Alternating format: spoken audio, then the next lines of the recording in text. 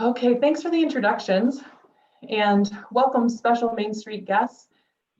We don't typically get to have them here. So usually you have to deal with me bungling through a Main Street slide, and now you get the experts tonight. So not only are they apparently excited to learn, hooray, but also I'm excited to have them here in case you guys have questions for them. So let's jump in. Tonight, we are going to do our virtual planning refresher workshop. This is some logistics and disclaimers. It runs about 2 hours. It depends on how quickly I talk, which I'll try not to, and how talkative the chat tends to be. There are going to be a lot of scenario questions throughout to keep it kind of lively. So that's really where the time question is. But about 2 hours, you can speak up, unmute yourself. We're not an enormous group, so why not? Or use the chat to ask any questions, offer stories or examples. The more the better. It's always better when it's more than one jurisdiction, so tonight should be great.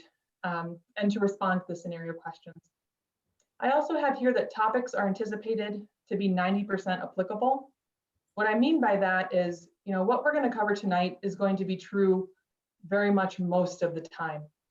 But there are times when, local rules are a little bit different.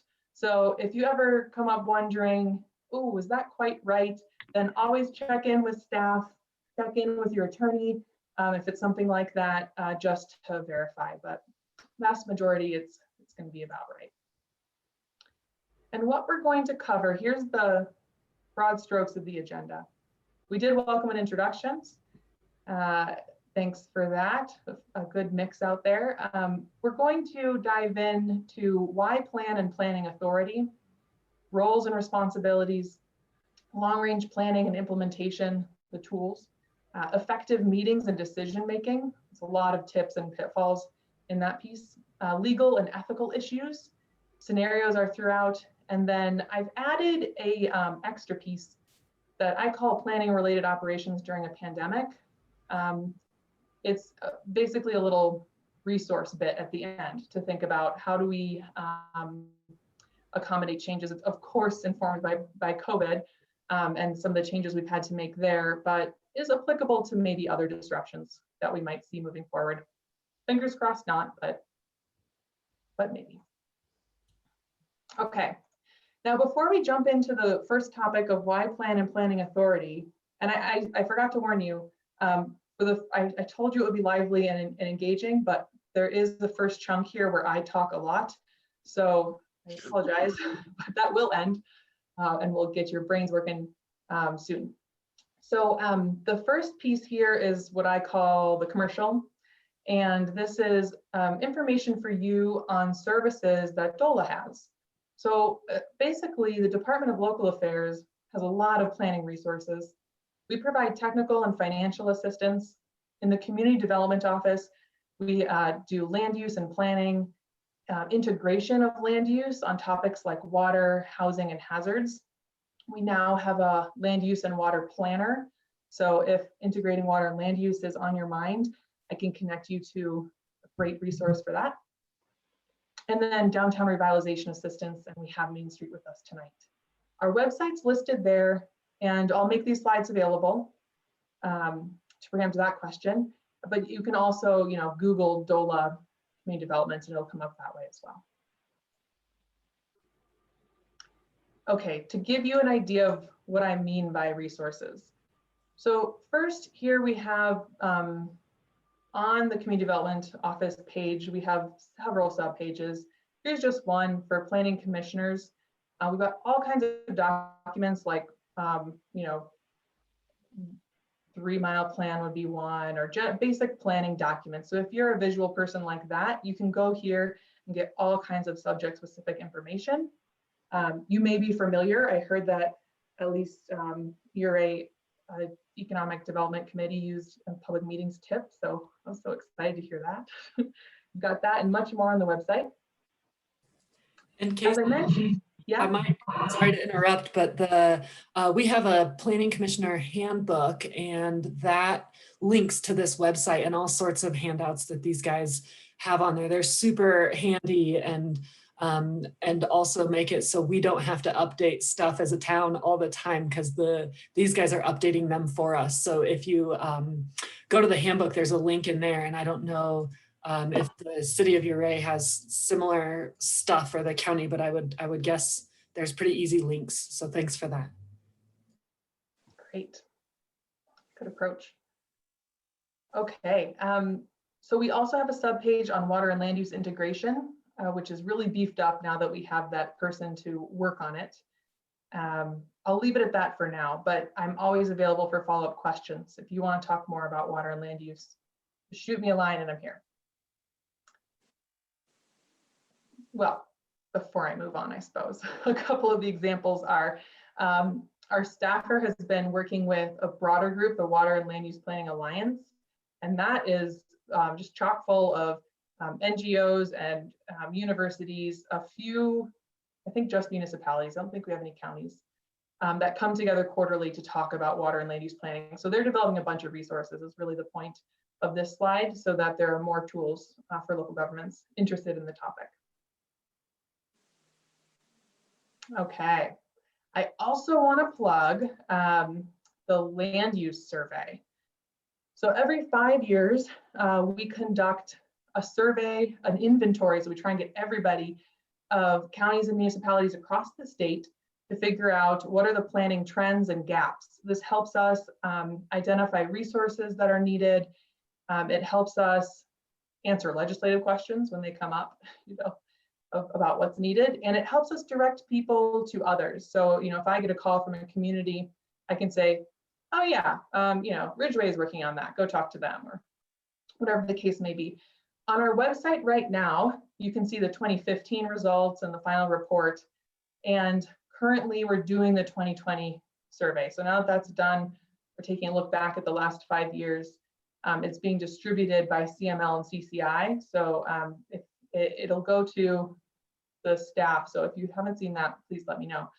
But that'll be exciting and should result in some pretty good data. This time, we're not only doing the final report to know the state of practice, we're also going to follow up with some best practice reports, like 1 to 2 pagers. It's still in formation, but using what we learned to put some more helpful information out there.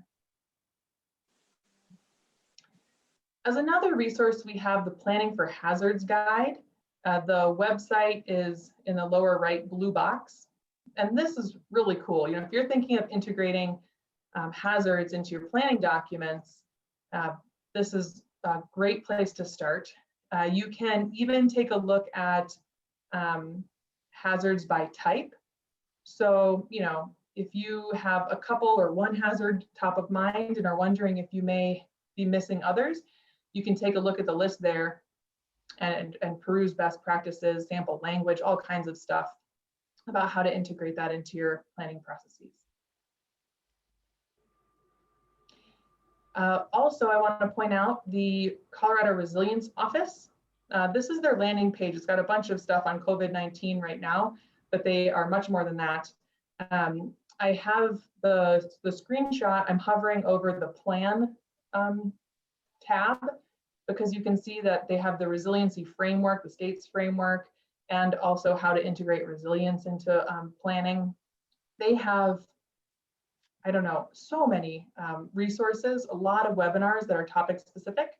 Last year they did a series on COVID. This year they're doing a series on general, climate adaptations and resilience. And thank you very much to Ridgway for participating in the webinar that I was responsible for putting together this afternoon. It was great to hear about the efforts that have been going on in Ridgway, and we got a lot of positive feedback from that presentation. So very well done. Everyone was excited to hear what's going on in Ridgway. So that's a good resource to check out. Again, the blue box in the lower right is the website, and I will share the slides. Okay, this is where I usually talk about Main Street. But I'm going to ask if Tracy or Gail would want to unmute, and I will click over to your couple of slides here so you can talk more better about Main Street than I could.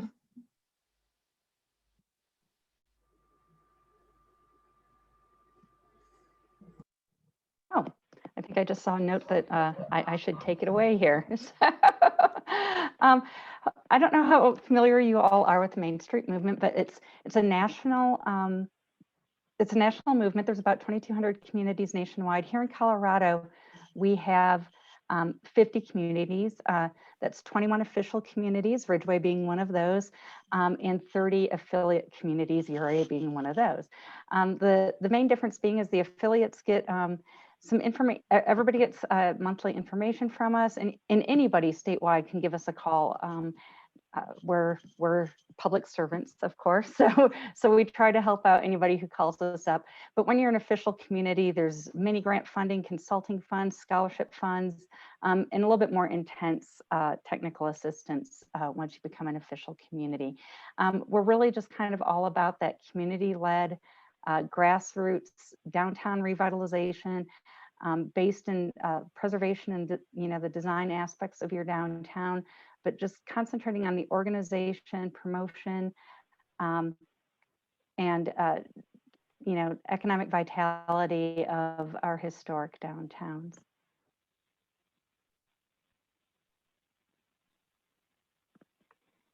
Here's a list of our team members. Gail runs the program. Larry and I work with her. Larry is our architect. He's one of those resources that our official communities can really tap into and make use of, providing that advice to both public and private owners. That's kind of unique with DOLA. Usually much of our resources goes to governmental entities, because he is funded, we are funded in part by the State Historical Fund. In his position specifically, he can also give that assistance to small business owners, building owners in your downtown. And I am the third member of that group. Tracy. Tracy, yes. And again, here's our contact information. We're open to questions and working with you all. Yeah, and I can pause here if there are any questions, unmute, or throw them in the chat, whatever you like. If they come to mind later. Gail did make a note in the chat while anybody's thinking about any questions. Ridgeway is our graduate community. We have 3 tiers of official communities, and that just basically means Ridgeway rocks. You guys are awesome. Deidre does a great job with your creative district, Main Street integration. And you're just a wonderful community. You're in just a beautiful part of the world. We love Ouray and Ridgeway. It's a great place to be. But Ridgeway really has taken the program and run with it. Hear, hear. That's a bummer for me about all these being virtual. I want to be over there with you guys. Anyway, thank you, Tracy. Okay, hey, if anyone else has other questions, please throw them in the chat or unmute at any time about Main Street, and then we'll move on for now. Okay, a couple more resources to share before we get into the meat of things. DOLA also has the State Demography Office, and they're a treasure trove of data. And they do, well, they do all kinds of things that you can play around with on their site, but I really want to highlight their community profiles. And so here I did the county, and I selected down. You can see that not everything's even selected there in the upper left, so you can get a lot more information, but this is an example of the kinds of things that you can find. You can look at population trends, growth over any number of years. You can look at economic information. You see on the bottom right, there's the industries and what they are. On the bottom left is one of my favorites. That Venn diagram shows where people are employed in the blue circle, where they live in the tan circle, and that green one is living and working within that jurisdiction itself. I noticed that for the county, 6% of people living there commute to work in Denver County, which surprised me. I don't know, thought it'd be lower. But you can look at data like that because it also does show you where are people going, where are they coming from, that kind of stuff. So you can really dig into quite a lot of information. And since we like to start planning processes with data, it's a good place to start. They also have map series, and this is just to kind of tee up our thinking about what may be coming. I noticed here that this is population change from 2010 to 2018, They also have projections, and the map looks about the same. If you look at today, I looked at 2020 to 2040, I think it was basically the same. But you'll also notice that even if you're in a tan county, as you are, which seems like maybe you're in the middle of the road, which you are, it still is expecting a population addition of, you know, between 1 and 10,000 people, which is still quite a lot of people. So there, I suppose. So lots of maps to have fun with as well. And then I used to talk about Census 2020, as far as, you know, please encourage people to fill it out. Now that it's done, what I want to share is data is coming, which I think will be fun for everyone. It should be an exciting year. And the first product is coming at the end of April, but I noticed that that is really for redistricting. So I think more detailed data sets are going to come out more towards November. They were hoping it would be sooner, but I think it's gotten pushed back. I don't know exactly why, but the demographers would certainly know if you're curious. But point being, it should be a good year to start playing with data. And Casey, I'll just add to that. I got an email today that I haven't really read, but it's from the folks at the census, a guy who's up in Junction, and he said that they are going to be doing introduction to US Census Bureau data tools, American Community Survey concepts and profiles, and new data access platform. So I think what they're doing is like these different outreach meetings to try to help people understand how to use that data and what's available. So I guess stay tuned. We'll try to publicize that information as I get more about potential dates or times or anything, but I think that could be really interesting. Definitely for me as a total planner dork, but I feel like it's a cool tool for commissioners to have to look up different things as you're thinking about, you know, strategic plans or master plans or just different efforts that you're doing that you can look up, you know, some real data to have behind that. So stay tuned. Absolutely. And, you know, the State Demography Office does presentations as well, and community specific ones. And I'm always floored by the kinds of things they bring up. It's just interesting in general. They're great presenters, and it's interesting what you can learn, you know, as far as what you think, you know, just ain't so some of the time. You know, the data shows differently, and so it could be interesting to think about that as well. It may be a good other presentation to think of. Okay. With that bit over, we're going to jump in to why plan and planning authority. This section ends with, actually no, I still talk for a little bit here. So let's just jump right in. Okay, why plan? So just to set the stage, good planning helps government be more efficient, more effective. You know, defined processes in a development code ensures fair treatment, and it ensures that you don't have to make things up as you go, which can prove to be costly and also take a lot of time. It allows government to seize opportunities. So, you know, some acreage becomes available in a prime location. If the city or whomever has already documented that vision for the community to create more public green space, then there's buy-in and it kind of clears the path to get that done. It can also, as the picture shows, prevent undesirable development. You know, haphazard development can create eyesores, problems, maybe lack of compliance, say with ADA, and development patterns that are pretty expensive to serve.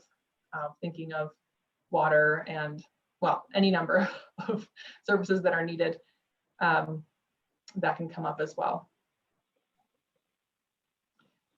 Here's a quote that I like to just keep in my back pocket, you know, whenever I'm asked about, really, you know, why spend the money kind of stuff. I like this one. You know, who would invest in a corporation if it didn't have a business plan? No one, right? The same is true for a community if it doesn't have a plan, because every institution, whether a corporation or a community, needs a plan. Pretty common sense. So let's talk a little bit about grounding authority next. The rights of government to establish laws and ordinances to preserve public order, tranquility, and promote public health, safety, and welfare. So this is called police power from our Constitution. It's reserved to the states and then granted to local governments through statute. Police power. And in Colorado, we do a few things a little differently. You know, we're a strong local control state, as I'm sure everyone here knows. We have very few statutory planning requirements, which I'll go over. And the grant of authority for land use planning, you know, we have the statutory authority. And then if you're a home rule community, that layer can come on as well. And so in addition to what we know by statute, you'll also want to consider your charter for any other pieces that might add. That's generally where the authority to plan comes from. Slide. Sorry, it's glitching. Arrow seems to work. Okay. So let's talk about statute for a moment. As decisions are being made, consider this. Regulations must be tied to a valid public purpose. That's called substantive due process. So the substance needs to be tied appropriately and be enacted and implemented so that those who are affected directly have a meaningful opportunity to participate. That's procedural due process. And we'll talk about that a lot when we come to quasi-judicial decisions later on this evening and protecting that due process of individuals. Okay, here we go, diving into requirements. So in Colorado, we have a requirement for having a master plan or a comp plan if you're a community that has reached a certain growth threshold. Counties have some subdivision regulation requirements. Municipalities have to have 3-mile plans in order to annex. And then I want to highlight new, as of last year, there was some legislation that passed about water in comprehensive plans. And what that requires is, it doesn't require that you have water in your comp plan, but it requires that if you do, then you also include water conservation measures. You've had participation from water providers in your process, and that you've assessed the adequacy of the infrastructure. So that is new as of this year, last year. All right, so now that we're grounded, we're going to move into roles and responsibilities. And it's at the end of this section, we'll have our first scenario question for you to consider.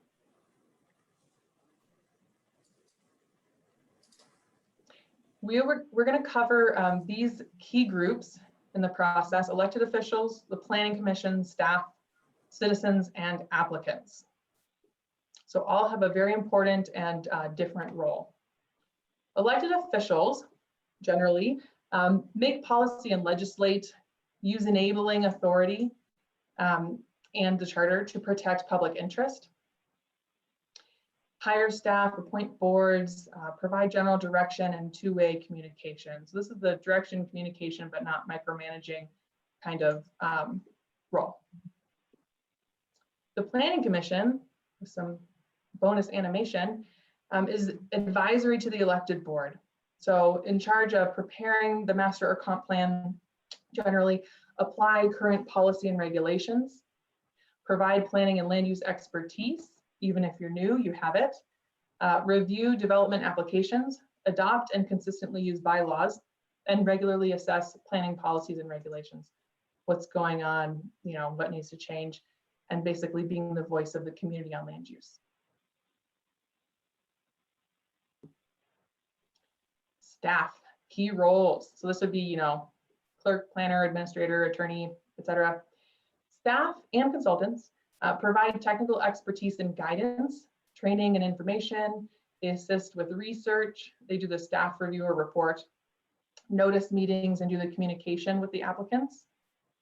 Talk more about that later in ex parte communications. Ensure good communication and offer professional opinions. Citizens.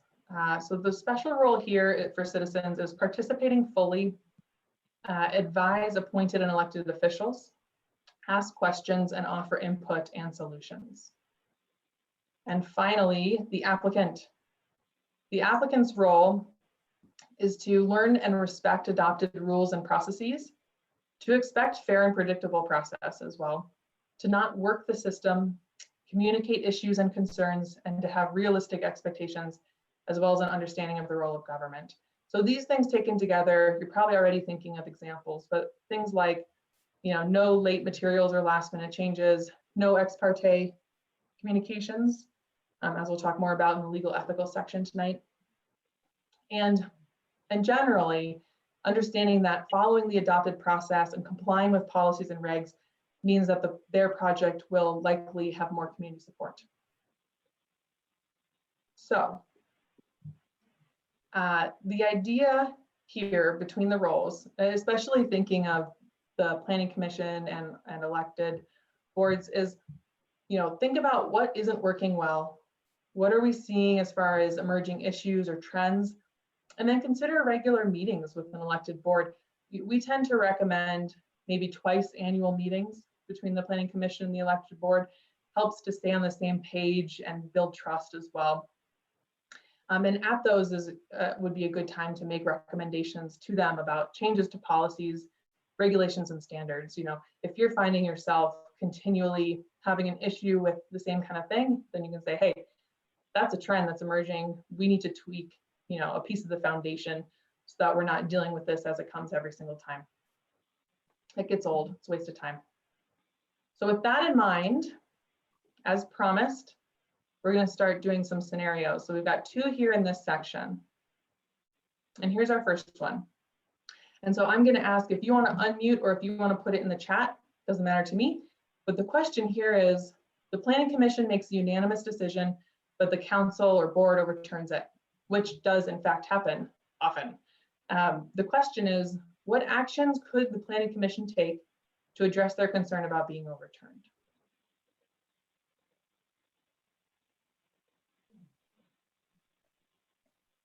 And I'll wait and give you time to type or unmute, whichever you like.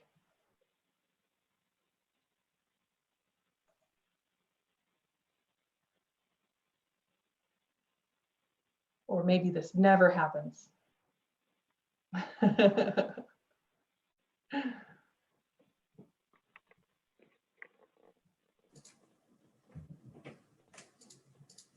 I can almost hear the typing, but I can start offering some thoughts as you're all thinking.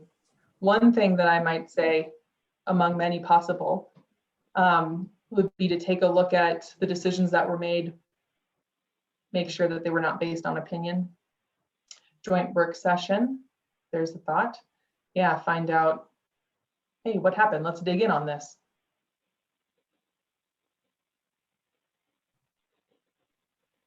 So other ideas, these first ones, thank you for starting to grind your brains. These first ones are always a little slower. Review the community plan and zoning, etc. Yes, nice. Via the recommended regular meetings, ensure they're on the same page as council. Yep. Yeah, these are really starting to hit the mark. Yep. So the idea is to make sure you're familiar with what the local requirements are and that the decision was made based on findings of fact. You can also, by the way, talk with staff or raise questions. Raise questions there, talk about what may have happened, raise questions to the board. Good, okay, let's do another. In this one, a local developer brings updated plans to staff the day before the hearing. The question is, do you allow the applicant to make last minute changes? If you do, how do you ensure that the staff and everyone have enough time to review the information?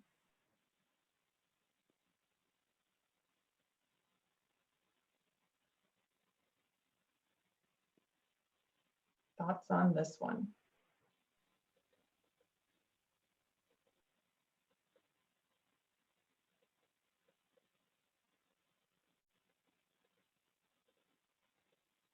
Any immediate yes or no's?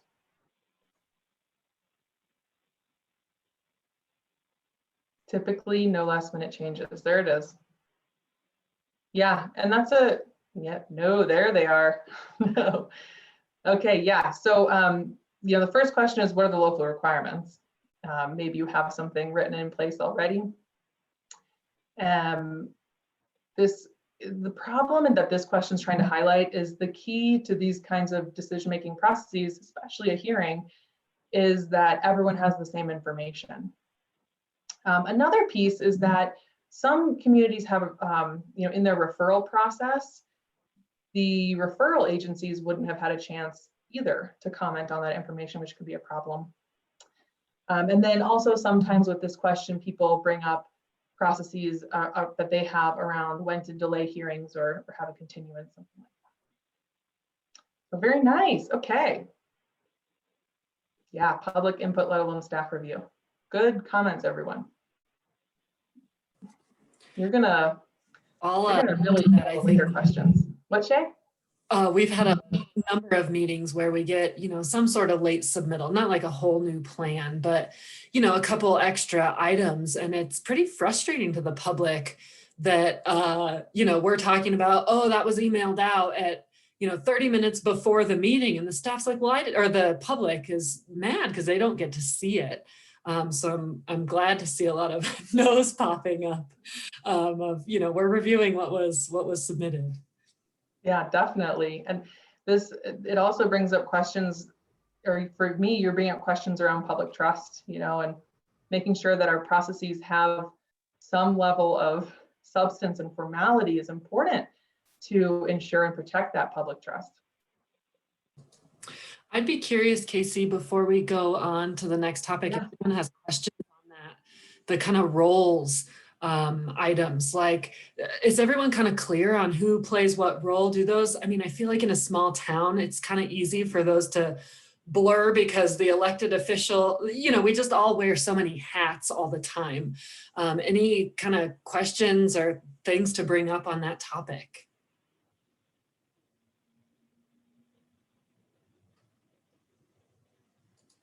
Well, good. That's great. Hopefully it's pretty clear to everyone. Or put them in the chat if it comes to mind at any point, and we can talk more about it. But they do, yeah, it blurs and questions get, curves get thrown on questions and they seem different. I don't know. So if examples come to mind, please do bring them up whenever. But for now, let's talk a little bit about long-range planning and implementation. Okay, so here's a list of some things to consider as far as going from vision to tools. So we start off with the comp plan, your vision, your guide to the future, or master plan, whatever. But you implement that vision by adopting regulations and other means. So we have here a few tools to keep in mind. The 3-mile plan, referenced briefly earlier, so that plan for 3 miles outside of the boundary, that needs to be done prior to an annexation and should be updated annually. Annexation policies, IGAs, for joint planning areas, things like that. Plan unit development, those processes, areas of state interest, those 1041 powers, subdivision regs, zoning, building codes, and then of course incentives and programs. And here it's also, I want to note, it's good to think about intended and unintended consequences of incentives. Thinking about things like tap fees, review fees. It's what I've been seeing is in places that have growth and want more, there can be a bit of a waiver tendency of fees, but those of course still come at a cost, still have to come somewhere out of the budget. So think about what is being incentivized, how it's being paid for, and if you're seeing what you want to see as a result. A little bit more on the master or comp plan. So in Colorado, our comp plans are advisory generally. As we mentioned, they're the community's vision and roadmap, but they are advisory. They can be made mandatory if they're adopted with sufficient detail as to essentially be a regulation. I don't know of any that are in effect. I think there was one a few years ago, but it's not usually the way that it goes. And then something else I would say about comp plan, there are a couple tips, like if you're a community who is it's too much to develop a comp plan or update all at once, it can be adopted by part or element, reviewed more frequently and adopted that way. We tend to recommend updating a comp plan every 5 to 7 years. That can be a lot. But certainly if your plan is older than 10 years, very good time to take a look and consider updating that. Standard plan elements. Again, we don't have much that's required here, but we do have two. They're in red. So you'll tend to see things like the ones that are listed in black, but in red we have Colorado's two required pieces, which are recreation and tourism, and then water. But if you'll remember, that water is not quite a hard requirement. It's that if you include it, then you must do the conservation and engagement and consider adequacy of infrastructure.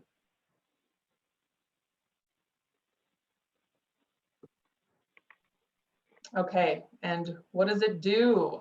It provides guidance for all kinds of things. Zone change requests, land use code incentives, annexation requests, decisions about infrastructure, as well as location of new infrastructure. And I put this cracked foundation picture on here because, you know, a lot of times I hear from communities about decisions that are problematic because of this or that in whatever part of the code. And I would encourage to go and look at the foundation, which I consider to be the comp plan, because a lot of times the best approach is to go through this process. You know, a comp plan is more than a plan, it's a process of getting everyone involved, getting the community on the same page and creating a map for the future. And then you go in and you update your land use code, etc. So if something's going wrong because of code, well, certainly look at that, but also consider, is there a problem in the foundation that needs to be addressed? Other plans could be any of the ones listed here. You know, there are sub-area plans, capital improvement, water conservation, open space, hazards, downtown, etc. Sometimes these are separate, sometimes they're integrated into the comp plan. You know, hazards is frequently integrated throughout and others.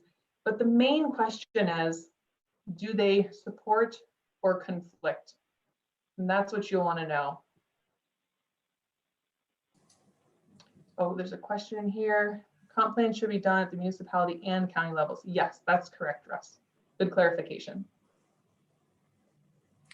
And it's good to, oh, go ahead, Shay. Sorry, Casey, I was going to say, and probably something, you know, we try to coordinate with. So when we were doing the town master plan, we really tried to invite county folks to participate and really inform that. And then vice versa, but definitely have kind of our own plans. And then I think another comment just popped in too. Oh. Okay, comment is, you're raising the process of adopting a community plan. There's plenty of input. It's taken 3 years to get to that point. Yes, public input has been welcome for all that time. Community survey was done and stakeholders, the breadth was completed. In small towns, most of the public input is given when plans are about to be adopted. Yes. Yeah, that makes it, yes, that is so true. And, you know, I would even take that beyond. I've heard from even some mid-sized and larger communities who have, you know, kind of thrown their hands up and gone, well, we did all these processes and now all of a sudden we're getting this input because we're ready to adopt it. You know, people, it becomes real. And then people really decide to stand up and say something that they've been thinking but maybe didn't share or something like that. But yeah, that's great to hear. What an undertaking. I mean, it takes a lot, and I would really applaud you for putting that time into it as well. I've heard from a lot of communities, yeah, we want to get this done. We're going to do it in a year. And I think, whew, that's great, ambitious, but also, you know, it's important to make sure that the engagement is robust, like it sounds like yours was, and that's wonderful. That's taken a lot. Whoa, wow, last plan in 2004. Well done on updating that. That must feel like a whole new world. Okay. Yes. Let's talk a little bit about cooperative planning. Thank you for the nice segue, Shay. So cooperative planning is something that's authorized actually explicitly in Colorado statute. It's authorized and encouraged, but not required. It's a good thing to consider because planning issues are complex and interrelated. Planning issues don't respect political boundaries, as you all are very aware, I'm sure. Applicants will shop for the best deal. Incompatible standards make for rough transitions, and it's a way to use tax dollars more efficiently. So where possible, cooperative planning is lovely. In fact, I've been hearing a lot more interest in it. It hasn't translated as far as I've seen into a lot more action on it, but seeing the interest is certainly exciting. And finally, a few trends and key issues. So here's sort of what we've been seeing lately. Plan for an aging demographic, for public health and livability, integrate hazards into development decision-making, resilient policies, consider mitigation and adaptation, plan for protecting and ensuring sufficient water supply and quality. I added redundancy in there because I've been hearing about that a lot more, the need for water systems redundancy, especially when subject to things like fire. Okay, create opportunities for affordable housing or attainable or workforce, whatever resonates with your community. Strategize toward economic diversification, and then consider social equity. And on that last point, I would say, again, starting with that data from the demography office is a great place to start to get a handle on who's where, what's going on. And the last point here really is that you won't always be able to see what's coming. And so I guess I would say, know that you can hit pause through a defensible moratorium and carefully consider issues if you need to create policy and regs or programs to respond and mitigate any impacts. All right. Okay, so a lot already. Now, the meetings and decision-making portion of tonight, it boils, I'll set the stage, but then it boils down to a lot of tips and potential pitfalls. And hopefully thoughts and lots of participation from you, because that makes it a lot more fun. And so the first question is whether your meetings tend to look like this, a little stodgy, or like this, which tends to be a little more common, unfortunately. So, it's important in dealing with either of those extremes to think about the types of action that we're doing when we're having meetings and doing decision making. So the key for this segment is to think about which hat you're wearing. The legislative piece is reflective of public policy. So this is relating to matters of a permanent or general character. It's not about a particular individual. And I have a chart actually later sometime that you'll see to dig in on that more. Quasi-judicial is going to be when you're determining rights or obligations of an individual. So this is the use of those legislative rules to make a determination on application. So are you feeling like a legislator, fact finder kind of in that role, or more like judge, jury, which also is a bit of a fact finder, but in a slightly different way? All right, so first hat, public meetings, legislative hat. So this is where the goal is to seek input, champion broad inclusive participation, explain the context, the big picture, the process and timeline. You demonstrate active listening, limit jargon and acronyms that makes it more accessible, which helps with public engagement. Help to make it relevant, why is this important? Act as community ambassadors and remain courteous no matter what, which can be harder said than done sometimes.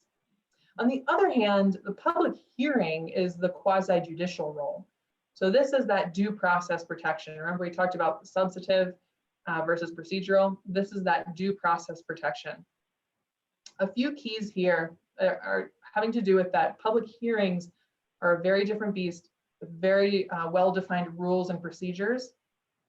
And the chair needs to direct the hearing and be supportive. And we'll talk much more about the chair in just a couple slides. But in general, announce the rules in advance and enforce them consistently. Remain unbiased while hearing evidence. Show that you're listening. And as a foreshadowing, showing bias can remove your immunity, which we'll talk about later. So remain unbiased. Show that you're listening. A strong chair is very important, as is a supportive board that is staying on task and avoiding tangents. Input only during notice public hearings. Ask questions, really meaning, does this application meet our standards? And that's the key, does it meet our standards? And we'll talk about findings of fact and how to show that. Also, make careful motions. So those are kind of the key rules of these, and we're going to talk a lot about how to make that effective and ground it. So digging into this piece. So decision making, can and should be the fun part of the job, but it's definitely challenging, and it's important to be prepared, read the materials, and ask the right questions. So here's a mini checklist that I would assume you'd add to about what makes a meeting effective. So here's some starters. Everyone had a meaningful opportunity to participate. People feel they were heard. Relevant issues were addressed, meaning issues related to the standards. There were no long tangents or discussions about issues your code and plan don't address. So as a tip, start with the staff report. And in fact, approving for the reasons listed in the staff report is a strong move. And I'll say one pitfall I've seen regularly here is timing can become an issue, moving beyond clarifying questions about the staff report. So it's critical to stay on time, ask those additional clarifying and substantive questions later of the applicant. A good move would be to ask staff and maybe have a discussion amongst yourselves about, where's that line? Where does the clarifying question turn into a substantive question?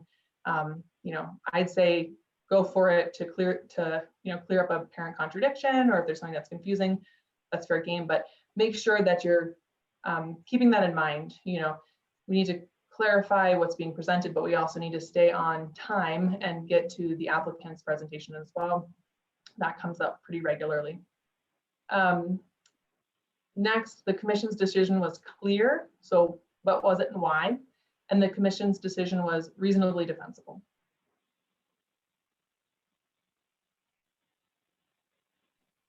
All right, as promised, the role of a chair. A strong chair helps make a meeting effective.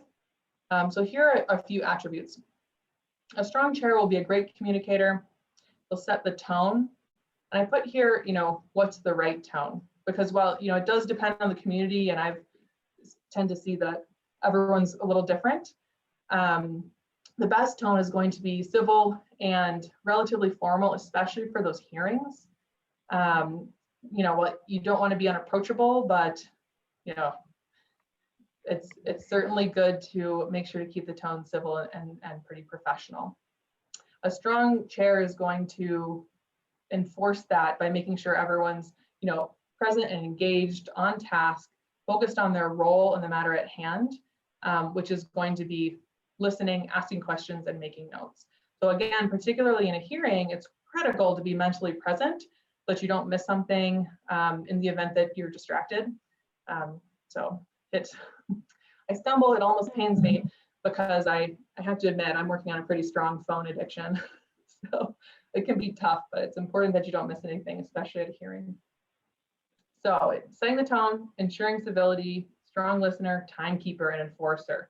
And the key here is don't hand over control of the meeting. More on the chair. Another way to think of the chair is an air traffic controller.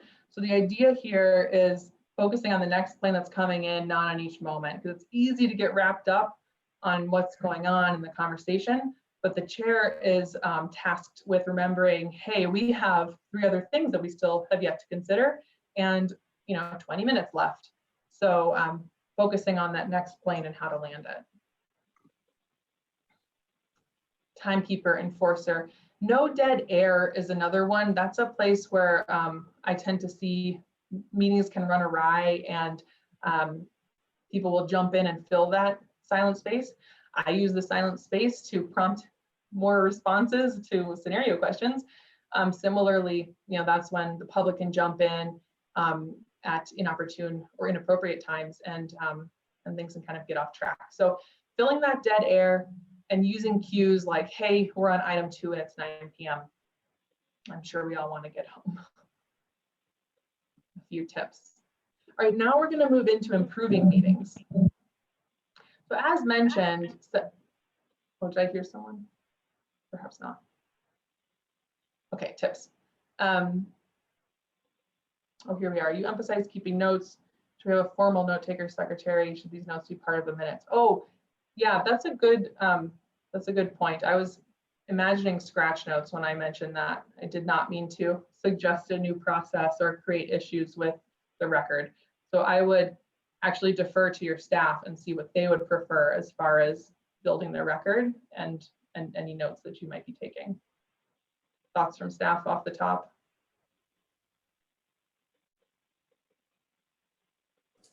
I would just add for City of Ouray, yes, we do have a staff person attend to take minutes. And those minutes are official record and obviously adopted by the Planning Commission. I would hesitate to have written notes as part of the meeting because those are personal, not necessarily part of the public proceedings. But that's my personal opinion, my professional opinion, I guess. Thanks. I would agree with that, Asia. I think, you know, we also have staff attend and do official notes, but I know, I mean, I'm just a note taker personally to keep track of what I'm thinking. And as someone's saying something, instead of interrupting or trying not to interrupt and respond right away, you know, can you just kind of scribble down your own personal notes and thoughts of things you want to be sure are addressed at some point? I think that's fine and would agree. Those are, you know, those are kind of personal notes, not part of the record, but just your own thought process and such. And Thank I'm you. reading Kate's note. I would just say, I know Mark's not here, but yeah, I would definitely look into getting someone to get minutes. I don't want to step on Mark's toes, but it's helpful for planners, and I'm sure it'd be helpful for Mark when you're looking over past cases or past land use decisions. It's helpful to hear the testimony of why that decision might have been made. It helps for consistency and education on that project. So I think minutes are very valuable as a staff person for that. Great, thanks. Good question. Okay. Okay, back onto tips.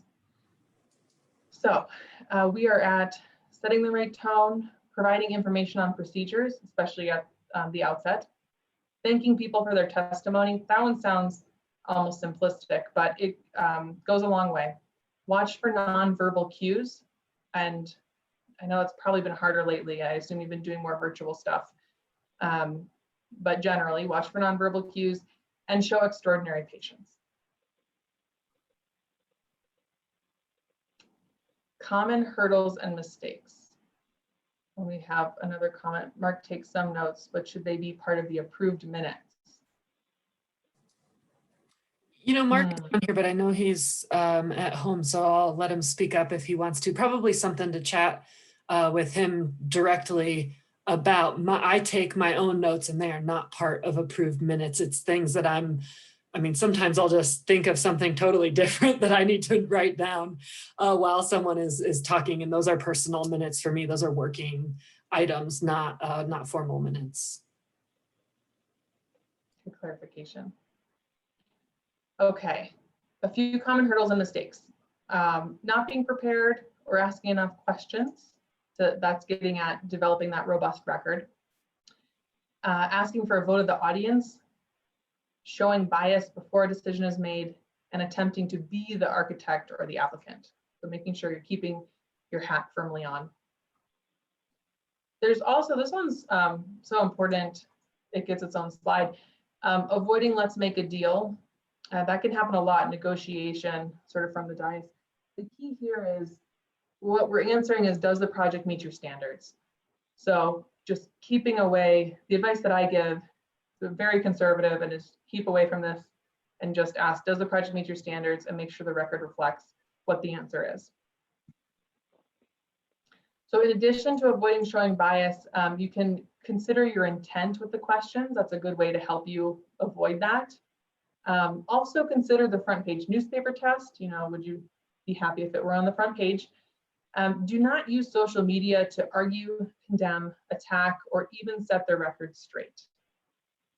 This can be a problem in a lot of ways, and there's been actually some, not only news coverage, but some case law that's starting to develop around putting things on social media, whether that's your considered your public page. There's just a lot of gnarly questions that come up that are being sort of parsed out in the legal system. So my advice here is also pretty conservative, which is just don't engage. Yeah, because the record is straight, right? The record is set. So that can be a tough one, I know. All right, leave it to staff is another common hurdle to overcome, and establish and discuss often the social media policy. If you don't have one, do consider it. It just seems to be best to have that at the outset so you know what to do instead of dealing with it as it comes up, because things can explode quickly. All right, we talked briefly about making defensible decisions. And so I want to pause here and say that for decision-making, consistency is key. Treating each application the same and applying the same rules during your hearings is critical. So here I'm talking about notice, opportunity to be heard, clear rules, following the process, the findings that you make, unbiased and timely decisions, as well as complete records. Keeping all of that whole process consistent is key to showing that your procedures are defensible should they be challenged.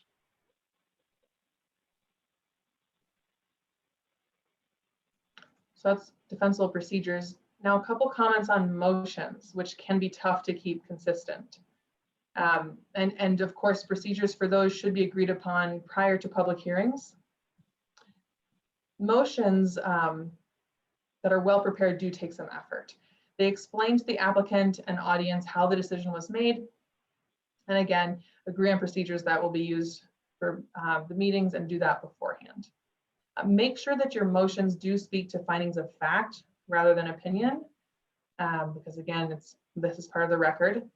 And something else I'll comment on here that I've been asked from time to time is, whether you start with the motion and then do discussion, or discuss and then make a motion, maybe you have a procedure established for that. But from those who don't, I have said, it's sort of neither here nor there, so long as the discussion is focused on whether or not the application meets your standards, and that the deliberation communicates how the decision is made to staff, to the applicant, to the audience, etc.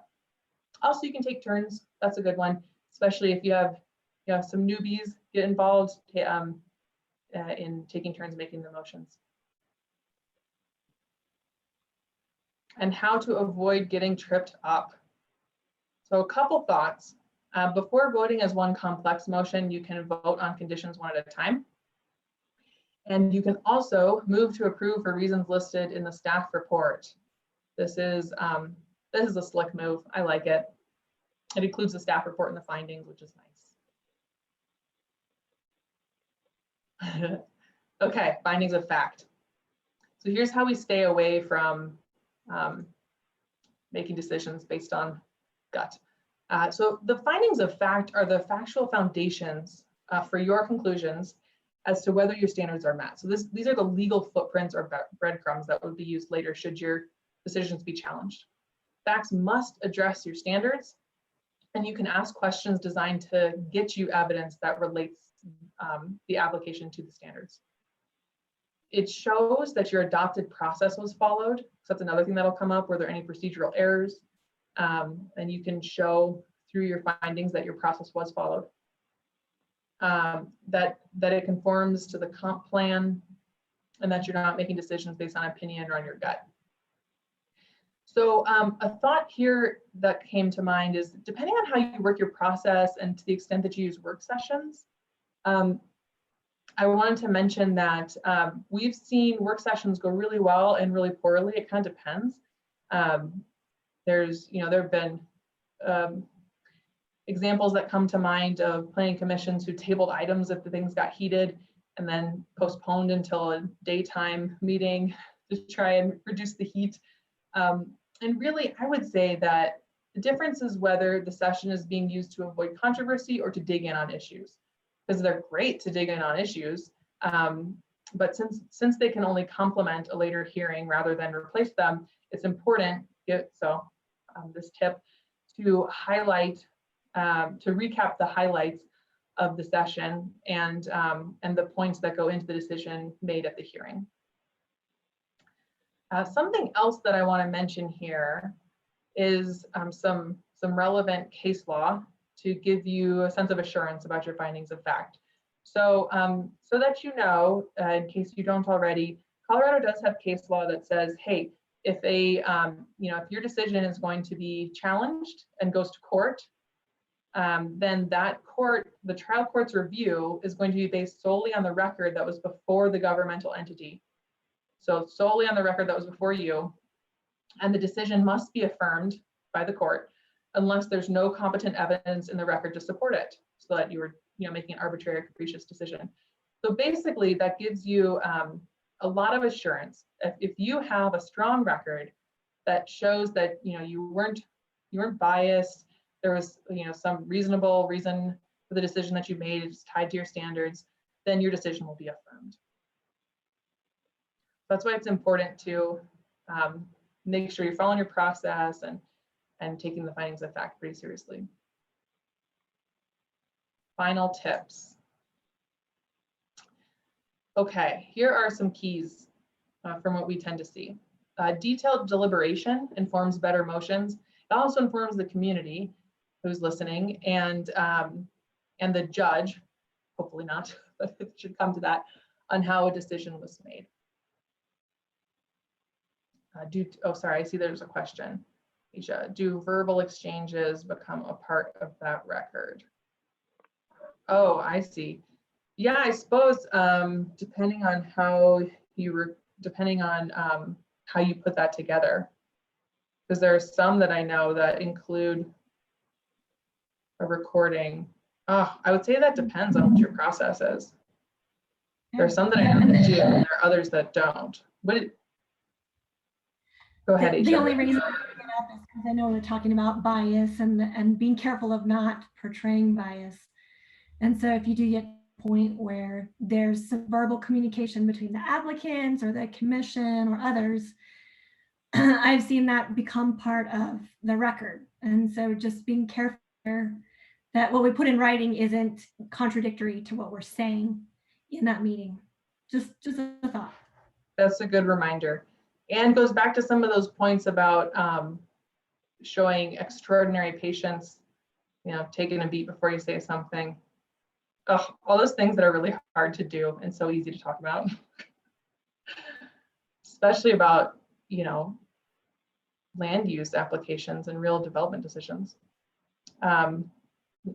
Okay. Second point, avoid vague or non-specific motions. So the question is, would someone who comes along much later know what you decided and why? Watch for bias against difficult people. Look for legitimate points and solutions. Don't be afraid to say, I don't know. That's a big one because you're developing a record and it's always fine not to know. Why would you know everything? I mean, yes, you're the community voice and the experts on land use, but certainly you can't know everything and there always seems to be a twist. You don't need to explain or apologize for the process. And I put this in bold because it's my favorite at the bottom. If they don't like the outcome, they will attack the process. So that's where we can feel the tug to try and do some negotiation or things like that. But when it comes down to it, if somebody doesn't like the outcome to any extent, or feels slighted somehow, some way, then they'll attack the process. So it's key, no matter what, to stick with the process and not bend on that. And in closing, before our scenario questions for this section, decision-making asks for some amount of detailed process. It can get awkward, but that's how you protect yourselves, your local government, and the interests of both current and future residents. So a popular decision is not always good, and a good one isn't always popular. And when it comes down to it, it's a little weighty, but it's your responsibility to protect current and future public health, safety, and welfare, even if it's not popular. Casey, I have a question for you about just kind of a recommendation, maybe it's a scenario. Um, uh, I feel like we get some applications that are like, gosh, this is such a good idea. Or, we really like that, I don't know, business or just generally the idea, but it might not necessarily really align with our regulations and the standards and how we have to approve stuff. Any recommendations on how, commissioners can like navigate that and not necessarily have to feel like the bad guy? Because I feel like that's hard especially in a small town where we're all friends and neighbors and I don't know, go to school with each other's kids and stuff that's like that. It just gets hard. Any ideas? Yeah, that's a great question. And I would encourage you to share your ideas as well. My initial ones would be, it's a great opportunity to revisit why, what is preventing this from happening? Make sure people know that your goal is consistency and compliance with what's been adopted. Because that's just what it comes down to. And when you don't follow that, you open yourself up and everyone up to challenge and litigation, which is expensive and not being a good steward of public funds. I apologize for being lawyerly, but that's true. Second, it's an opportunity to change it, to say, okay, that didn't work. Let's figure out what we need to modify. Do we need to move to a form-based code? We can take a look at how we need to change things, and to reduce some of that tension. Committing to that can really help. Yeah, we had to make this decision, but we're going to change because of it. That's not acceptable. This is a good idea and we want good things for our community. So here's what we're going to do. We're going to update the, code in this way. And the benefit of that commitment too is then you get better code all the time, because it does take effort, but if you're attacking it little by little, it's not so bad. What I tend to see more frequently is codes get so dusty that there's just a lot of compromised decision-making, and it opens up a lot of potential liability in my mind, when it really could be just small bits of action like that and a continually evolving code that works better for the community. So those would be my initial recommendations. Maybe you have some other thoughts. Please share them if you do. No, that's super helpful. Thank you. Okay, let's do some more scenarios. Casey, I think there's actually Yes. a couple of questions that need to be addressed in chat. Oh, okay. Oh, thank you. Okay, does Colorado have a legal length of time that recordings of meetings must be kept? Whoa, that's a good question. I don't know that one. I'm going to demonstrate the I don't know tip. Do you already know, staff on the call? If not, I can figure out and get back to you. I don't. My guess is that would be a great question for whoever is your clerk. I know we have records for a very long time. I do think that there's a schedule of how long various records need to be kept. Yeah, the clerk is probably the best person. I've read the Colorado Municipal League's open meetings, open records law numerous times, and I don't remember ever seeing the times. I think it's a fairly detailed schedule for what type of record it is. And I don't think, in Casey, you can clarify, verbal exchanges, unless you're keeping your meetings recorded and are part of your public record and part of your legal open meetings, I don't think the verbal exchanges, unless they're noted within your minutes, are part of the public record. That's a good point. And it could be a difference, like to get to Asia's point, it could be a difference between official public record and unofficial public record, because people have access, they probably recorded it, they would know if it's inconsistent, which is another consideration. And you're unmuted, Asia. Do you have another point? No, never mind. Okay. Thank you. Cool. Okay. Thanks, Tracy. I'm so glad again that you're on tonight. All right. Okay, let's talk more about unpopular things. And we have several. there are like 6 or something, I don't know, just scenarios in this section. We really dig in on it. So an unpopular development application would likely go for better if they had a better design. You decide to impose a condition of approval, a standard that hasn't been adopted, because you know it will calm opponents and make it a better project as well. What's a possible outcome?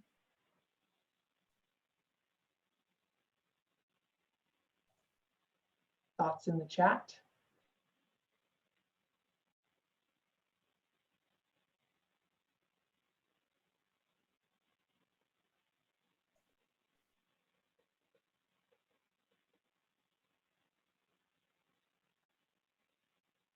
Worst case scenario, lawsuit.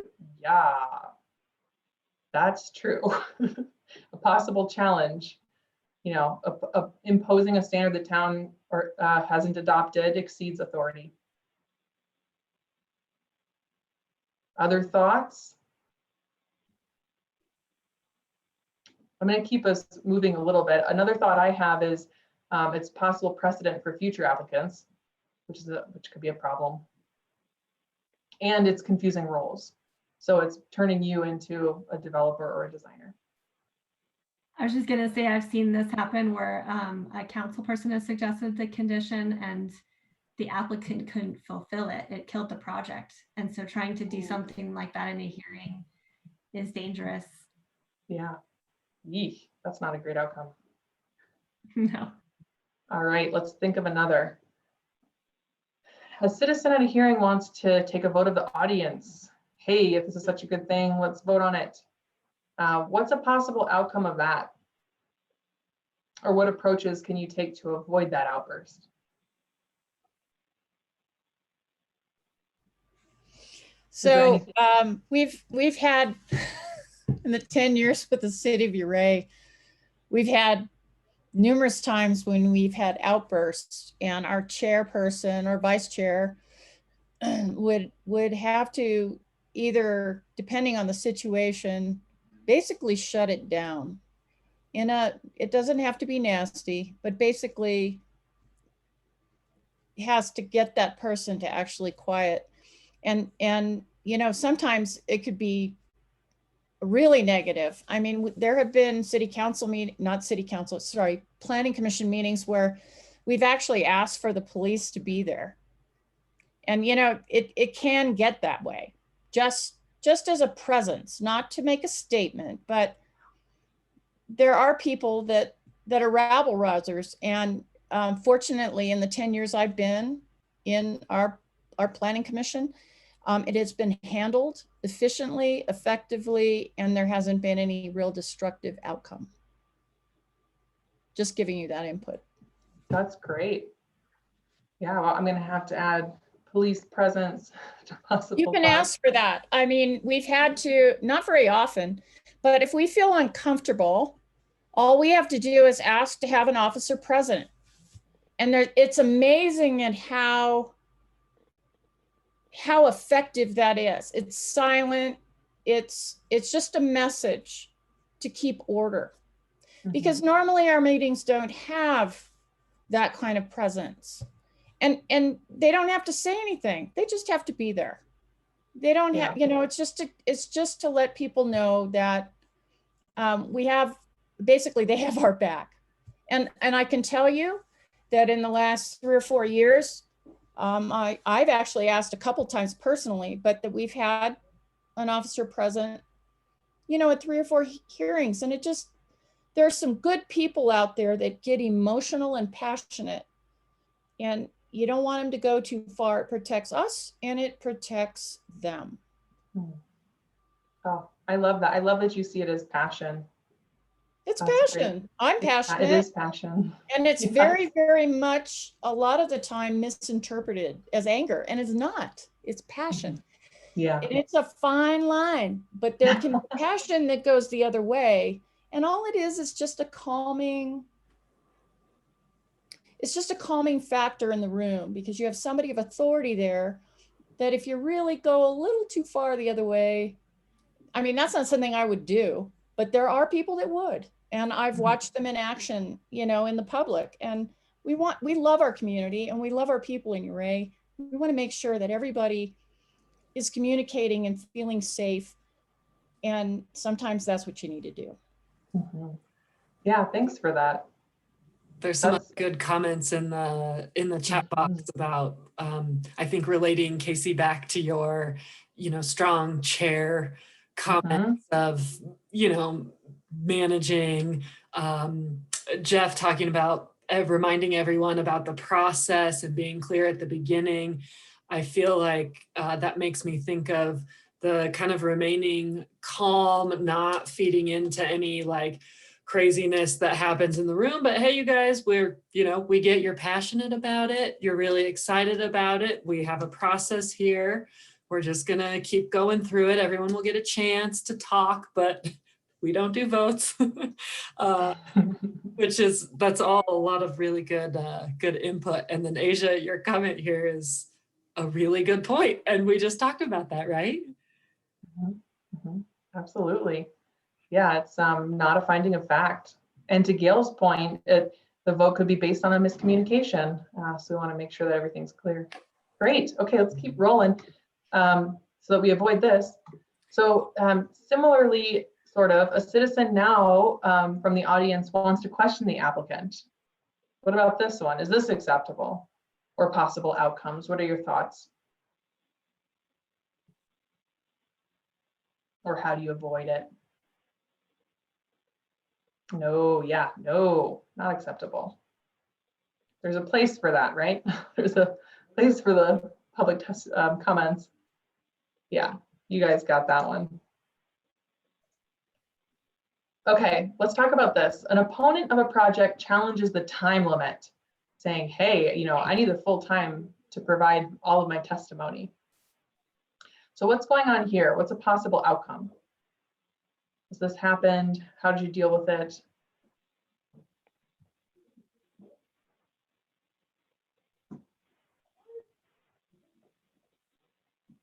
Explain process and fairness of time. Nice.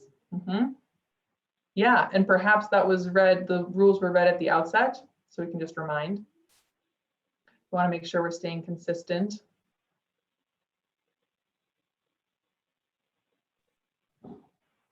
Continue to the next available hearing. Yeah. So there are lots of things that can happen. Some commissions don't impose time limits. I've heard I've heard from some, they want to give people the full time they need to speak their mind. I would say, if you do proceed this way, then you can't impose a time limit later without appearing unfair. So consider that. And then also consider different things you might do that might incentivize people to pack the house to delay a decision. That can happen as well. Need to ensure everyone is heard, but need to manage time limit to speak. Yep. Okay, great. We'll keep throwing thoughts in. I'm going to keep moving us along. Here's another. We've got, I think, yeah, we've got this and 3 more. Because these are some really sort of key ones that can bring up a lot of stuff. The chair has asked people not to repeat testimony, but someone's saying the same thing as the last guy. How do you handle this one? Has this come up? What are possible approaches?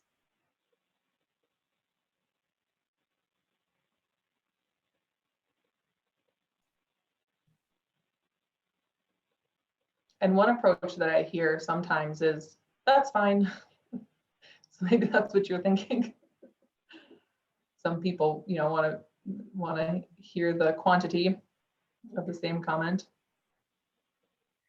So one idea I've seen is the chair, as they're asking for testimony, just saying, does anyone have anything new to add to the record?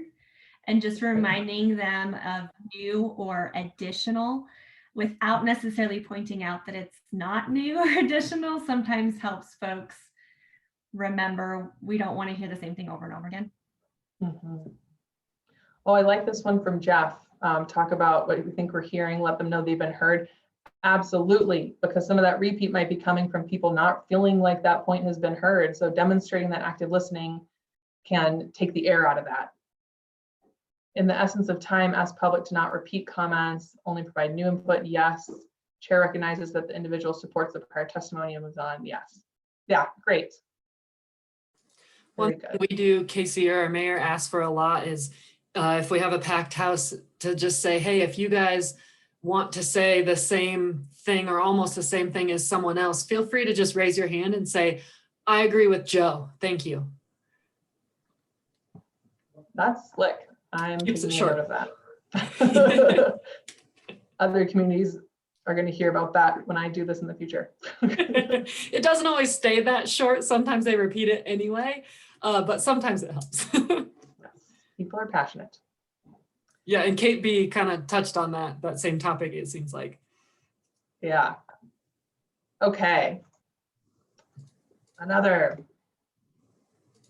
Someone testifies and argues your point or contradicts you in the public hearing. What do? Do you engage in debate to make sure that the correct point is heard?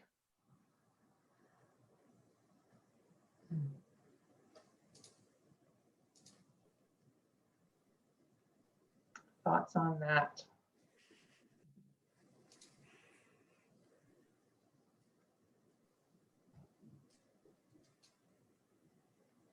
Actually, I think that's when whoever's running the meeting, it goes with the command of whoever the chair is or the vice chair that's running the meeting.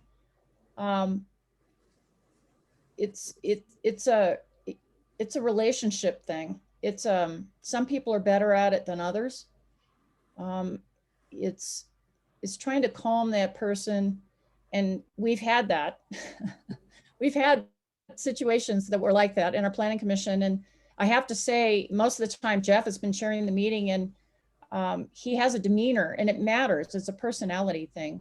He has a demeanor that's calming and that's authoritarian enough to get him to actually stop. And then eventually, not always, and we have small meetings. We don't have massive meetings normally. I mean, 30 people is a big meeting for us, and usually it's 5 or 6 people. But if it's a big deal, it's learning how to deal with people. And we are fortunate that we have a chair that is very, very good with dealing with people. So it's a talent, it's practice, it's a personality thing. And we're very fortunate. But I don't know if that's helpful, but it really is, it's the leader being calming. Yes, that's a great point.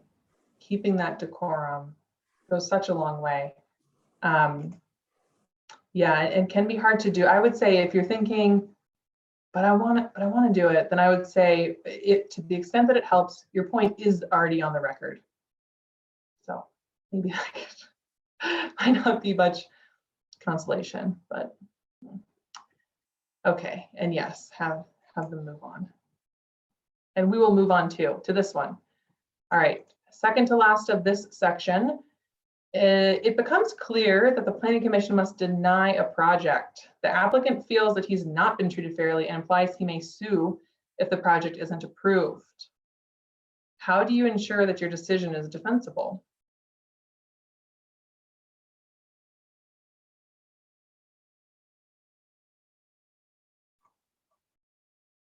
Documentation, there it is. Correct, A+, right off the bat. This is exactly getting at why finding of facts showing how a project does or doesn't meet the standards is so key. Follow your procedure, absolutely. Make motions that are thorough and clean. Follow documented rules, yes. And again, remember, if it's challenged, the court will review the written record, and your decision must be affirmed unless there's no competent evidence in the record to support it. Yeah, relying on that record. Well done. Let's do another. Last one in the section. Here, the applicant claims that the Planning Commission's decision has essentially removed the highest and best use of her property. What do you think of this? Is that a reasonable expectation?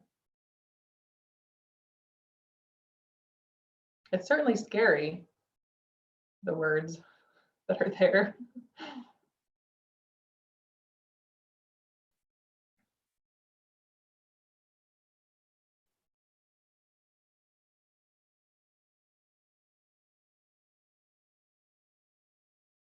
thoughts here. Isn't that where you would refer to like the community plan and land use codes?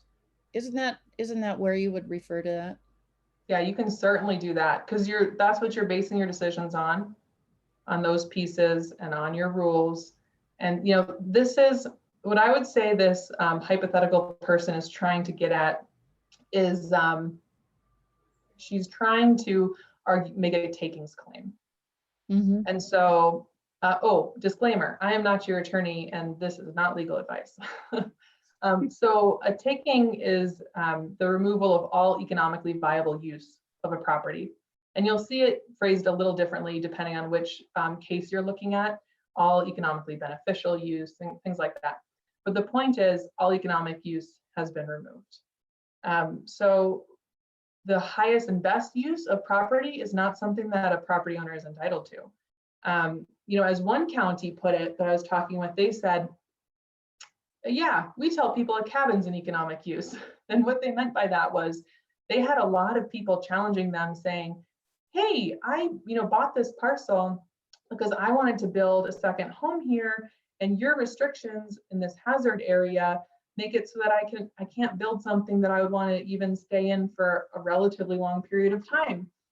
You know, maybe like a quick weekend trip, but not really comfortable. And their response was, a cabin is still an economic use. So that, there's no potential for a taking claim there. So that's something to keep an eye out for. People tend to think that, any decision that you might make that would remove that highest and best use, then they're entitled to like the proportionate compensation. And it's a lot more complicated than that. If you find yourself in that boat, please do consult your attorney because they are tumultuous waters to navigate, but it's important to have that in your back pocket. That's a good one to bring up, Casey. I feel like the takings claim is, it's like that one thing that is like on the random TV show or in a movie, that it's like the one planning thing that someone brings up so people feel like they know what it means.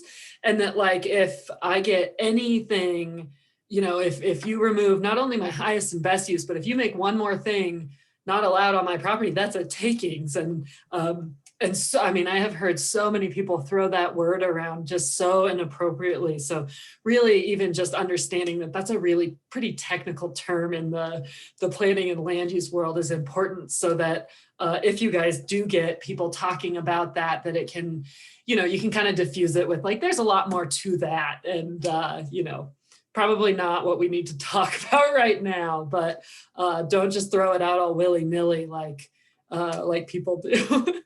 Yeah, they certainly do. And when they do, I always find myself thinking, I don't know that you've consulted your attorney yet.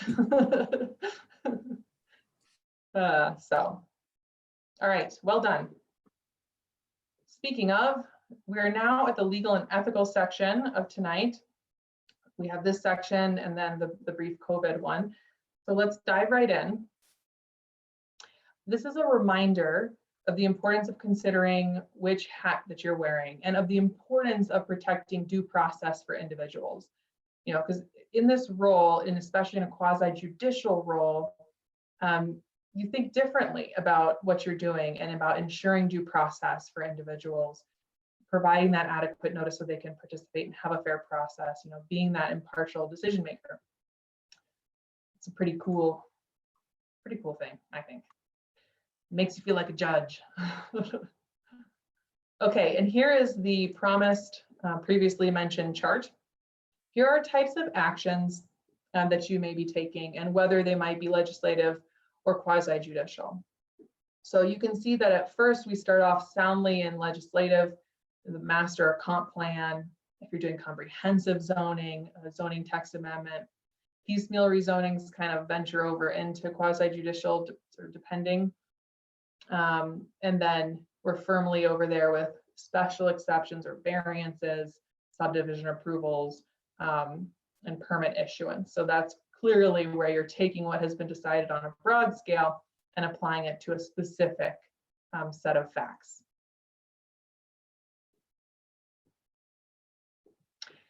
Another important topic here is ex parte contacts. There's a lot going on. I'm going to read it slowly.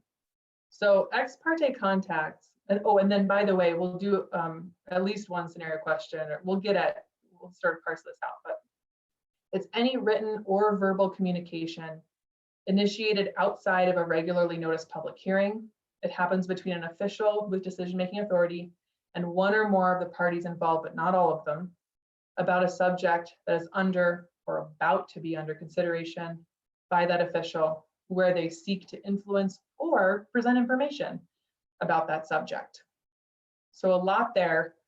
And another comment I would make is it's to preserve the public confidence and due process. So again, the due process. The Board or Commission should ensure that the public and all interested parties have the opportunity to know and respond to all information. So that's what we're protecting here. We want everyone at the same table, given the same information, and then we make a decision. The board considers, or not we, people with decision-making authority make decisions. The board considers and makes, okay. The board should also ensure that each board member has the opportunity to know and consider the information available to other board members.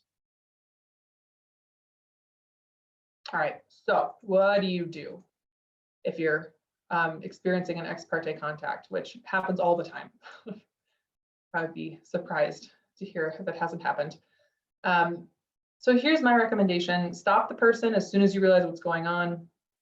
Explain why the contact is inappropriate, because you're held to this high standard, and protecting due process is very important. So explain why it's inappropriate, or why you can't engage, or however you would want to say that. Then you need to disclose it to staff and at the meeting. In some cases, recusal or leaving the room becomes necessary. That depends on the severity and on your rules, should you have them in place. And if you don't, consider adopting formal procedures. It's so much easier to follow what a pre-existing plan than to have something come up and have to look at your fellow board member and or planning commission member, whomever, and make a decision in the moment. When you already know what's happened and why, and you're starting to think about whether it was reasonable, just better to have the procedure in place and go ahead and follow it. So here is an example of sort of a notice on a public website. It's something that you can consider. That way you can point people back to it. Actually, there was a planning commissioner from a municipality, I might remember, who had a little kind of business card that would point people back and would say, you know, had his contact information, and then it had the website where they could get information about what was coming up and a little disclaimer, so that he was able to say, here you go, I can't talk about this, I'm sorry, here's all the information that you can have about how to engage, when to engage. We really want your thoughts. I just can't take them here alone without everyone. Another approach, this one's from Littleton. So they, as soon as they get an application, the staff sends out an email, and of course it's date stamped or time stamped. And so everyone knows, okay, this application is now about to be under consideration. We can no longer talk about it. And I have to warn you on this one. If you'll remember, the definition was a matter that is under consideration or is about to be under consideration. And I'll say that you need to ask your attorney what that means, because they will rightly give you different advice on how that is defined for you. So talk with them if that's not already clear in your mind, because that varies across jurisdictions. So I can't give you like a bright line rule on that. But here's one example of how Littleton has been handling it. Okay. So now we're going to do a scenario and think about which hat we're wearing. In this one, you're on a site visit before the hearing. The owner or rep meets you just to let you in, doesn't talk with you, but does shadow you. So, you know, how's that feeling? Throw your thoughts in. You notice a couple of neighbors watching from their properties. Does that change it? Or you're on a site visit with one and one of the neighbors voices their concerns. So what do you think about this scenario? How do you handle this? Maybe you don't do site visits at all? That's a rule in some places. Some only use Google Maps.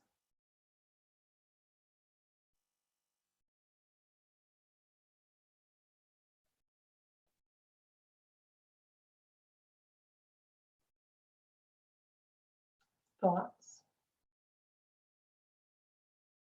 Encourage attendance at the meeting. Yeah, always be inviting people. Advise the neighbor if they have concerns to bring them to the next meeting. Yeah, recuse yourself. You shouldn't have done this in the first place. Site visits should be open to the entire commission. Yeah, and some commissions do coordinated group visits, and that's the only way that they'll allow it. So different groups have different rules. Make sure you know yours. The other thing that this question gets at is perception. So that can be an issue too, and damaging to the process, to public trust, and ultimately to your decision. At least disclose it. Wonderful. Yes. Good points.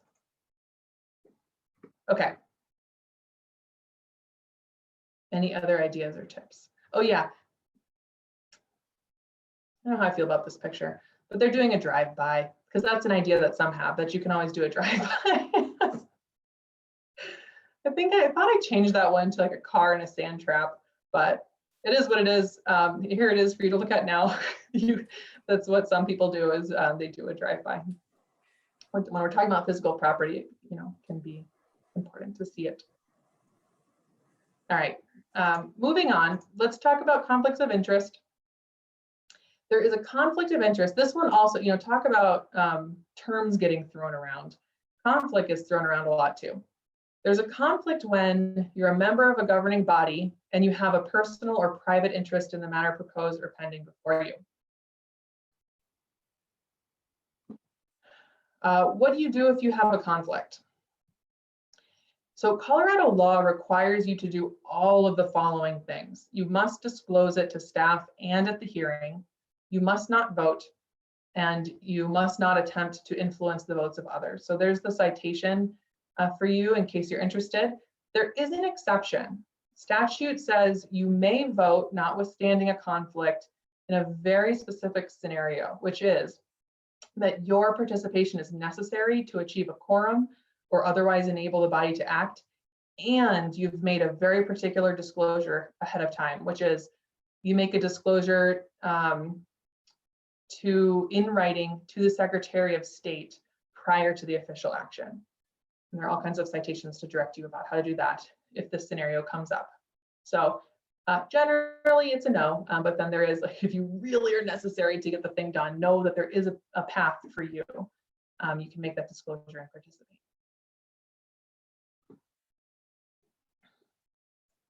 Okay, digging in. An applicant claims that one of the Planning Commission members has a conflict of interest because he always votes no on her projects. Is that a conflict?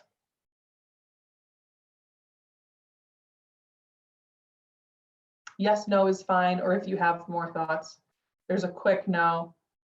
Yeah, and that's right.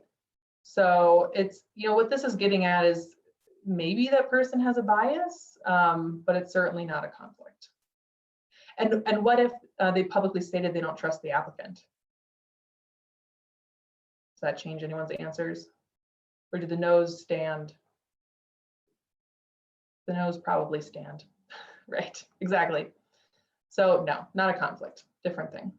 What about this? You're convinced your fellow Planning Commission member has a conflict of interest.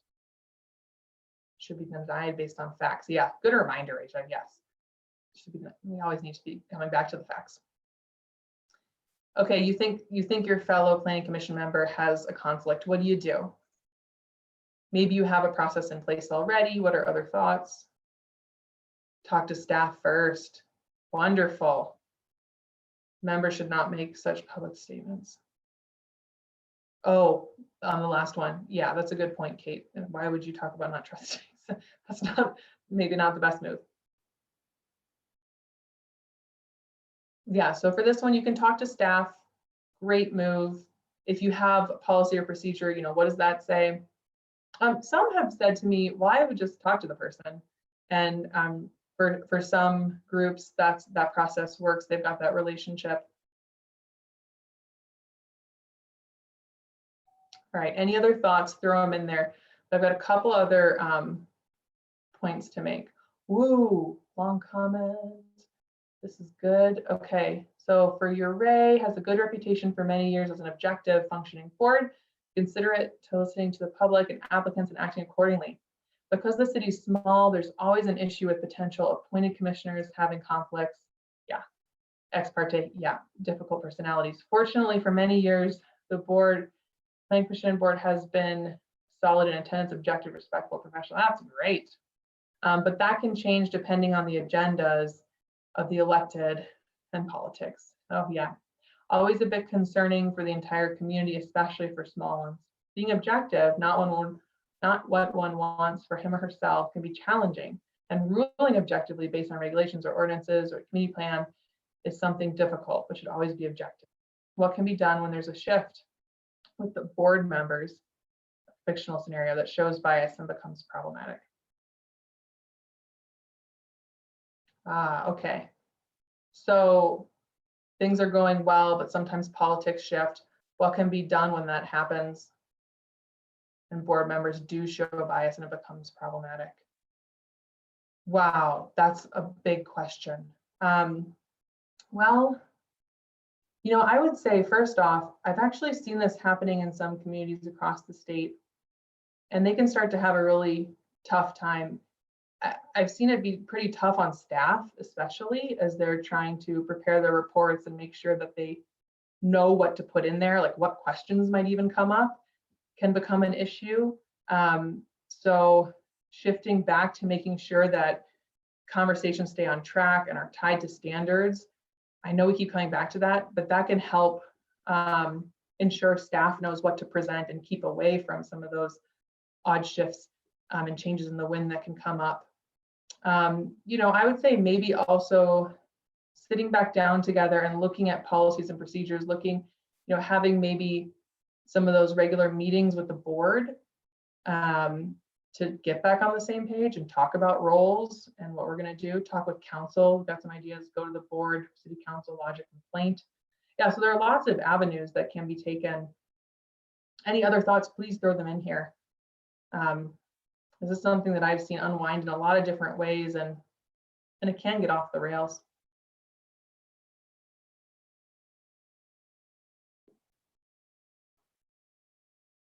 And I'll say we have a few more pieces to get through.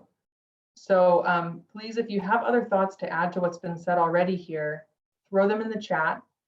Because that's a big one. But I want to make sure that I present you with the rest before we run out of time.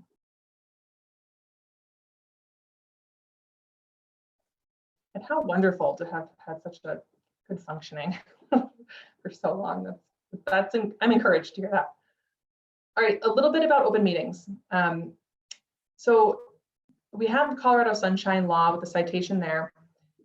Public notice is required for meetings where formal action occurs, public business is discussed, or a quorum is present.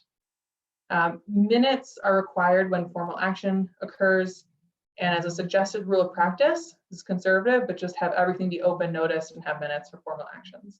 The underlying principle of open meetings law is that the formation of public policy is public business, so it cannot be conducted in secret.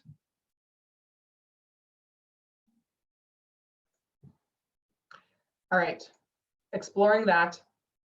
After a rough public hearing, the planning commissioners agree to grab a beer and relax. Is this concerning to anyone? And why? Yes, it's a quorum. Yes. Oh, should not happen. Well done. Yeah, and they also have a high potential to discuss business, right? I would also say that perception can be as impactful as reality on public trust. So again, maybe just notice it. Maybe you notice there's always an opportunity that they might go out afterwards. I don't know. There are different ways to handle that. Yes, seems to be continuing the meeting in private. Yep. Drink alone.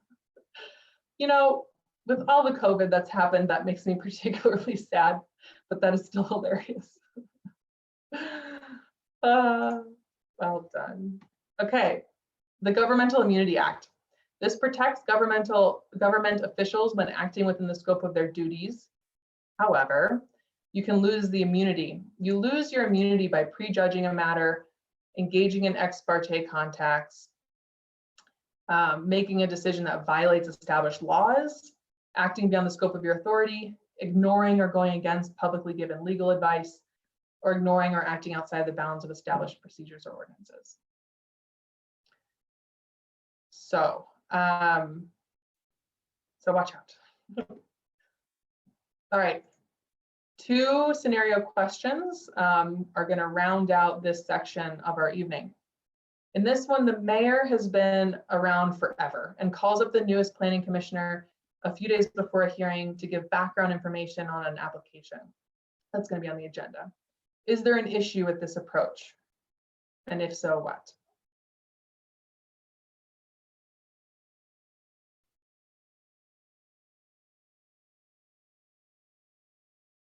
You want to throw it out there quickly? Yes, attempted political pressure. Yeah, yes. And it's ex parte, right? Even though it's just giving information, but really it's the mayor, so we have political pressure. It's trying to seem innocuous, but it's not. So that's ex parte. Information should be provided in public hearing, yes. Shared with all members, not just one, yes. Absolutely. Have them talk to staff. Great, yes. Always direct people back to staff. That's very nice. Okay, what about this? After the vote at a hearing, one of the planning commissioners decides to testify at the elected board meeting to represent minority opinion. So what do you think of that? Is that acceptable? Is there a better approach? What are your thoughts?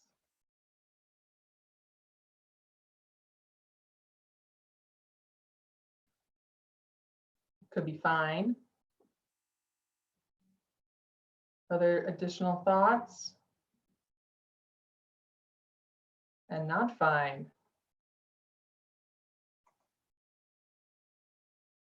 Can submit minority opinion in writing. So there's a lot that could happen here. You know, the biggest thing that I would point out among many thoughts that could be happening is, what if it gets remanded? In that case, then you could be precluded from participating, and that wouldn't be great. So that's something to consider. Another thing is, hey, the minority opinion's on the record. So they will have that in front of them. Let the minutes stand. Yeah, in other words, yep. Planning Commission had an issue with this scenario. Okay. Be interested to hear. Let me know if you want to talk further on that one. Oh, staff will present a summary in the elected meeting. Is it necessary? Is them also testifying necessary? So Yeah, right. just to elaborate, I'm saying, you know, if staff's job is to go to that next meeting and present what occurred at the planning commission meeting. So we're to a certain extent testifying findings of the planning commission. So Yeah. I've gotten conflicts from both about whether it is appropriate for the planning commission to do that or not. I've heard both. So that's a good question. I hear both a lot. Oh my goodness, it ended with the mayor giving a reprimand. That's, yeah, it can get really intense. So another thing to consider is it's already on the record and it kind of gives 2 bites at the apple. So being sort of elevated from just a participating citizen to being on a planning commission is a pretty big responsibility. You get way more influence than the average citizen. And so, you know, is it fair to get 2 bites at the apple could be a question. And again, if it gets remanded, then you can't participate. There's a good argument for additional information within the planning commission minutes compared to the city council minutes, pluses and minuses to both sides. Yeah, it can get very complicated. So recognizing it's 7, I promise these last pieces are very brief. Really, I want to present to you some ideas of resources. We've seen some trends and key issues. I don't think any of these will surprise you at this point, but having COVID around has created some pretty amazing adaptations across the state. We've seen setting up of recovery teams, some interesting budgeting and fiscal health focus. There's been a lot more focus on equity, on public spaces and built environment as it relates to public health. More interest in data and demographics, local economy as far as being resilient.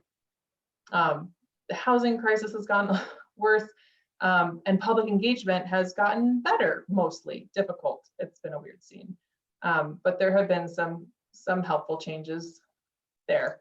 So there's some trends. I wanted to let you know that DLG has a resources page with all kinds of stuff on it. You know, there's financial advice, there's continuity of operations information, reducing administrative burdens, all kinds of stuff. You can dig in on, there's even like budget, Tabor, elections. So if you want to sort of get a primer on that, or you had a question on something, that's a good place to start. I also mentioned CRO's website, and they do have a community adaptation hub. I want to point out, in addition to the webinars I mentioned earlier, they've compiled a list of adaptations that communities have made that are pretty cool. So take a look at that as well. And I know I'm speeding through this, but again, slides will be available. And I just have a couple more pieces here. So I wanted to remind us on things that we've touched on tonight. We've gone over importance of an authority to plan, relationships, roles, responsibilities, integrating and implementing plans and policies, considering meeting management, decision-making, leaving findings of fact in your record of decision, talking about ethical issues, and then there are just so many more resources. A comment from Gail, great refresher on how to deal with difficult situations, politics, and helping planning commissions. Oh, I'm so glad you're able to join. Yeah, there has been a lot of unfortunate situations by not following process. That's true. It's been great having you here, Gail. So the last point that I want to make is that you may consider some next training sessions or speakers or meetings. Think about what's coming up, what's going on in your community. I tend to recommend, well, whenever, but especially if you're newer, making sure to have meetings with the water providers, relevant departments, any service providers, really, just to see what they have going on. I've been hearing about a lot of siloed decision-making, and just touching bases seem to be helpful. There's also a lot of independent learning that would be a good move. I think the exciting thing about planning is that it's always evolving, because communities are always evolving. So that makes it, in my mind, pretty fun to learn about new ways of thinking and how they can be applied to your community to make life more vibrant and fun. You can look at any of these resources, APA Colorado, Colorado Counties Inc., CML, the CWCB, if you're interested in water, or our land use and water planner. I'd recommend starting, with wherever you're interested, but housing and affordable housing, growth and growth management, hazards, age-friendly planning, water, and transportation. Those ones have just been coming up again and again. So if you're interested in some continuing ed for yourself, I'd say start poking around those topics. And that's the end. Woo. Thank you for sticking with me, especially 4 minutes over. So I know that there were points where we had to rush and move on. And so I just want to throw out there that here's my contact information. Oh no, I'm sorry, I didn't update my phone number. I now only have a cell phone. So use my email that's listed there. And your staff has all my contact information too. And please feel free to reach out. I love hearing from people about how things are going and answering questions where I can. So thank you for your attention and participation tonight. Your answers were fun and amazing. And I'm going to stop sharing so that you can see each other's faces. A huge thank you to you, Casey, for spending your evening with us. Really appreciate it. And a huge thanks to all of our planning commissioners. I think our communities don't realize how hard your role is. And it's so important. And we're so lucky to have you guys volunteer for these jobs and pay attention and care about your places. So thanks for doing that.